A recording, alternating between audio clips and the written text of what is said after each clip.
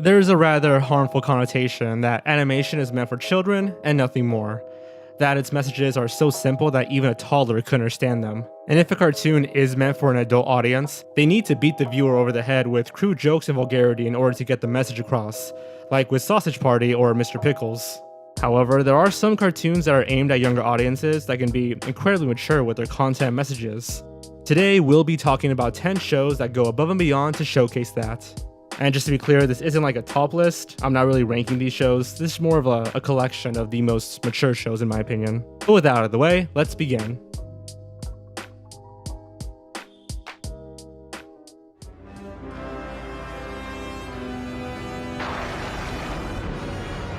Batman, the animated series. While not the first animated series based on the Caped Crusader, Batman, the animated series, is certainly the most well remembered, and for good reason. While the previous Batman shows were comical and campy in tone, Batman the animated series was dark, mature, and one of the first superhero cartoons that challenged its audience with difficult questions and scenarios. In fact, it's gone down to be regarded as one of the greatest animated series of all time. Taking influence from the darker Tim Burton films, the show was met with a lot of resistance from the studio over its darker themes, including physical violence and the use of real firearms. The dramatic writing of the series set it apart from other superhero shows at the time, and led it to become considered more of an adult show rather than a children's show. Why couldn't you just let me make believe?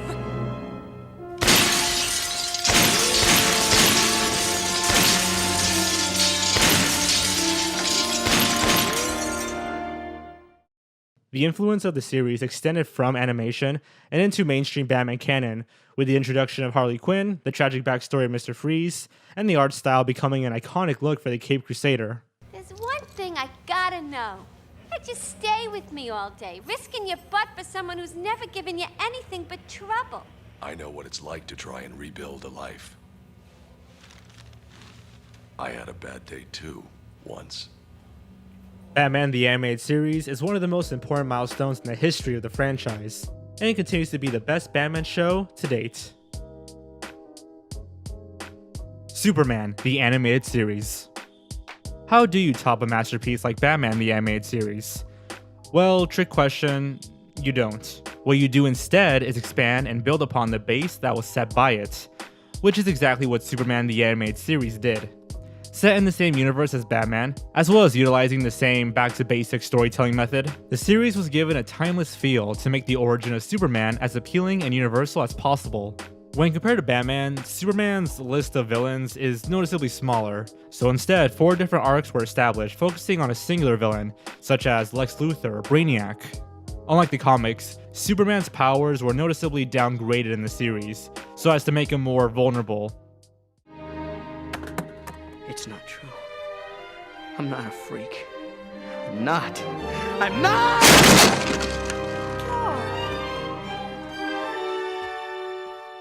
The series explores the sadness and survivor's guilt that Superman carries with him due to being the sole survivor of his planet. Themes such as death and grief are a large part of the series, which is pretty surprising considering that it's a kid's show. And like Batman, the series went beyond children's media, and was, and still is, enjoyed by many adult fans, who consider it to be the definitive version of Superman. The series crossed over with Batman multiple times, and the two were eventually combined into a sequel series based on the Justice League. I mean, overall, this show is responsible for much of what we consider to be the essential characteristics of Superman to this day. And it's also responsible for the worst Nintendo 64 game of all time. So, make that as you will. Static Shock. Okay, last DC show, I promise. Static Shock was a cartoon set within the DC universe that took a more grounded and personal look at the world it was set in. The show stars Static Shock, also known as Virgil Hawkins, a boy who was caught in an experimental gas explosion, giving him the power of electricity. The series explores difficult topics to talk about in a children's show, or rather difficult to explain in a tasteful or effective way. Perhaps the most well-known topic explored is racism in the episode Sons of the Fathers. And we've spoken about this episode before, but to briefly explain, it deals with the father of Virgil's best friend acting incredibly racist towards him when he visits their house. And now I see why Richie acts like a hood, Maggie. That kid's a bad influence. All his kind are. Keep your voice down. It's bad enough I gotta deal with them all day long. Now one of them's in my house. Another interesting and mature topic this series explores is gun violence, and particularly school shootings. The episode Jimmy follows a depressed boy who is constantly bullied, causing him to bring a gun to the community center and points it at the bully. He is tackled, leading the gun to fire by accident, hitting Virgil's best friend in the leg. And Virgil feels a mixture of emotions as a result, feeling angry at the bullies for leading Jimmy to bring a gun, feeling angry at Jimmy for shooting his friend, and feeling guilty for not seeing the signs of this earlier. It mirrors the very real emotions one might feel after an event like this.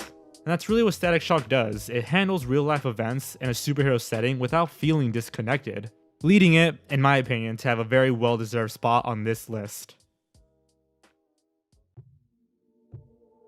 As told by Ginger. With all the serialized action cartoons on this list, you might find it strange that a slice-of-life cartoon like As Told by Ginger is on here. However, make no mistake, this show definitely belongs here for many reasons. One of the biggest being character development and continuity, which is pretty rare for an episodic cartoon. Time passes organically in the series, with characters aging up as the seasons go by. In fact, characters wear different clothing in almost every episode, something that is, pretty unusual for an animated series. This just goes to show the creator's dedication to creating a real, believable world. And aside from continuity, the show deals with realistic themes such as suicide, grief, divorce, addiction, and drifting apart from those that you love. Hi, Dad. This is Ginger. Hi, Dad. I'm calling because I got your letter.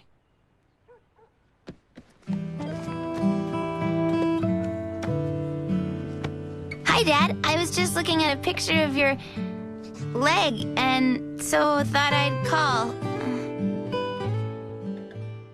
Many people initially wrote off the show due to its art style, which is completely unfair to the series and the story it told. Thankfully, in its later years, the show has gained much more of a cult following and is remembered rather fondly, with many citing it as a show that grew up alongside with them, helping them feel understood in the incredibly awkward time that is middle and high school. For that alone, this show deserves the praise that it gets. Samurai Jack. Samurai Jack was an incredibly cinematic and stylized cartoon, paving the way for more serious and mature content on Cartoon Network. Created by Genndy Tartakovsky, it was conceived out of his fascination with samurai culture and the Bushido Code. And when we said the show was cinematic, we mean it.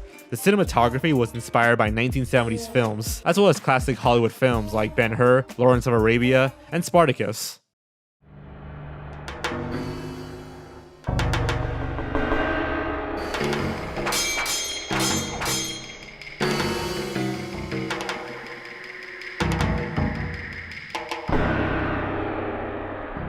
The show is known for its minimal use of dialogue.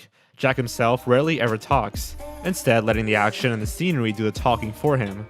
The show took many stylistic risks, respecting its audience enough to understand what and why these risks were being taken. Ultimately, it paid off, leading to 4 seasons and a cult following that eventually led to a revival in 2017 that ended the series, with a higher rating featuring more adult visuals and language. Notably, this was the first Cartoon Network series to not be included in the Cartoons block of programming, most likely to dissuade viewers from seeing the show as another goofy cartoon. While the themes and story evoke a much more mature and dramatic feel, ultimately, it's the visuals, pacing, and cinematography that puts Samurai Jack on this list. Over the Garden Wall. This is perhaps one of the most surprising shows to ever come out of Cartoon Network. Even the art director, Nick Cross, states in the art book that he doesn't know how the show got made. That is due to this show's extremely dark and poetic nature, a stark departure from the shows that the network is mostly known for. Over the Garden Wall follows 2 brothers, Wirt and Greg, as they find themselves lost in a dark forest called the Unknown, a world that resembles old New England folktales and Dark Hans Christian Andersen fairy tales. Throughout their journey, the boys learn of a beast who leads lost souls astray. They hear tales of the beast and the ways that he can manipulate those who are lost. And I'm not going to spoil the series here or say anything more, but trust me, it's pretty messed up, so check it out if you haven't got the chance. The show even won an Emmy for its outstanding storytelling, and will hopefully usher in a new era of dark and enticing children's media. Hey Arnold. What can really be said about Hey Arnold that hasn't been said yet? It never shied away from talking about difficult or mature topics on the daily, and showcased a realistic yet charming world where the good in people shines through in the end. The show touches upon child neglection, the pains of unemployment, and even learning disabilities. I can't do it, Arnold. Sure you can. Just take it one question at a time like we talked about. Maybe that stuff works for you and the other kids. It just doesn't work for me. I'm not smart enough, Arnold. However, what many consider to be the most mature episode has to be the Christmas episode titled Arnold's Christmas. In this episode, Arnold learns that Mr. Nguyen lived in Vietnam during the war and had a young daughter. He had to give her up in order for her to be able to grow up normally, not surrounded by war and pain. Now, 20 years later, he finally has been able to come to America, but he still doesn't know where she is. It took me 20 years until I could finally get out of the country. That's why I came to this city.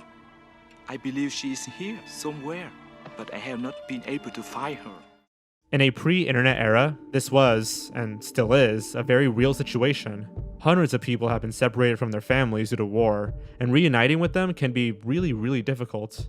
In the end, Helga comes through and gives up her most wanted Christmas present in order to give Arnold what he wants the most, reuniting father and daughter.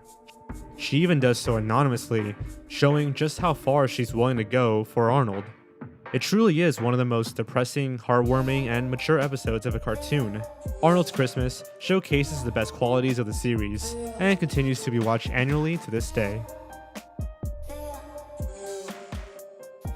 Teen Titans. In recent years, the hate for Teen Titans Go has subsided quite a bit, leaving only a few behind to really protest it.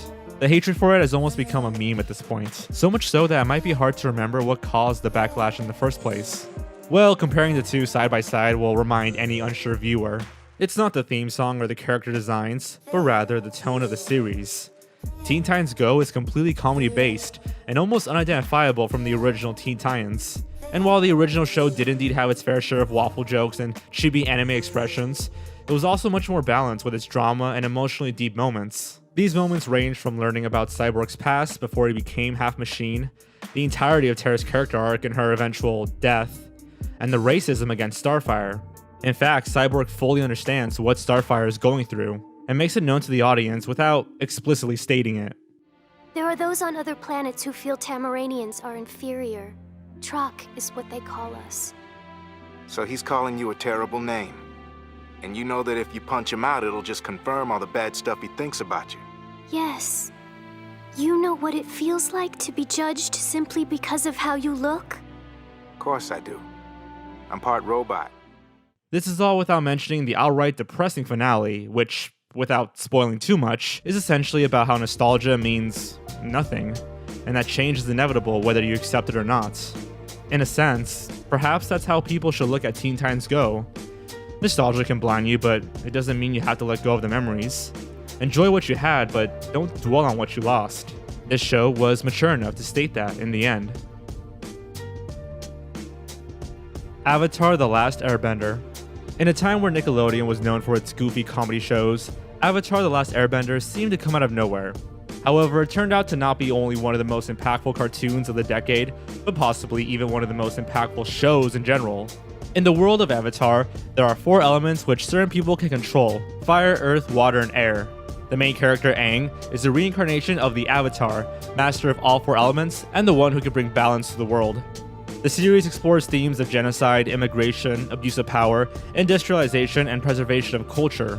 Almost every episode explores an entirely new theme that is rare to see in children's media.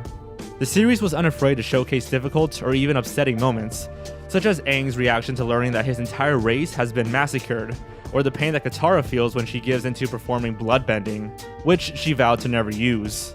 Despite being a happy-go-lucky child, Aang goes through a wide range of emotions early on with rage and grief, and he eventually learns to control these feelings as he matures. The character of Zuko, a parallel to Aang, is also widely praised for his growth and tremendously executed arc.